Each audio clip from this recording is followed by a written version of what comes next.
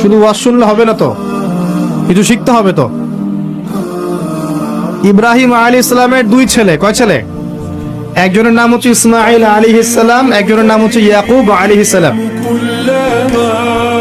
Sorry Ishaq আলাইহিস সালাম।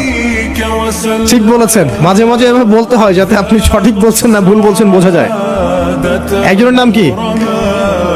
ইসমাঈল, আরেকজনের নাম ইসহাক। ইসহাক আলাইহিস সালামের ছেলের নাম হচ্ছে ইয়াকুব আলাইহিস সালাম। কথা বুঝতে পারছেন? আর ইয়াকুব আলাইহিস সালামের বংশধরদেরকে বলা হয় বনু ইসরাঈল। এবার মনে থাকবে ইনশাআল্লাহ। তো এই বনু ইসরাঈলদের মধ্যেই বেশিরভাগ নবী এসেছেন।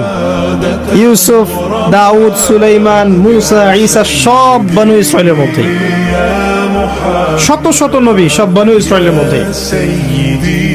আর ইসমাঈল আলাইহিস সালামের বংশে এসেছেন সর্বশেষ একজন নবী, তার নাম মুহাম্মদুর রাসূলুল্লাহ সাল্লাল্লাহু আলাইহি ওয়াসাল্লাম।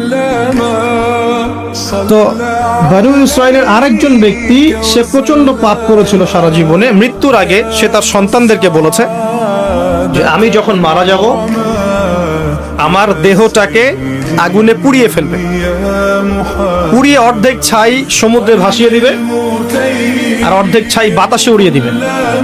আমি যত পাপ করেছি আল্লাহ পাক যদি আমাকে ধরতে পারেন তাহলে আমার আর রক্ষা নেই। তার ধারণা যে আল্লাহ তাকে ধরতে পারবেন, এটা ওর ধারণা। আকীদা, আকীদা কুফরি না? কুফরি বোঝেন না? যে বিশ্বাস করে যে আল্লাহ তাকে আবার পুনরুত্থিত করতে পারবেন না, এই আকীদা কি ঈমানের আকীদা না কুফরি? আকীদা কুফরি। কুফরি আকীদা নিয়ে সে তার সন্তানদেরকে ওসিয়ত করছে। তার মৃত্যুর পর সন্তানরা তাই করলো।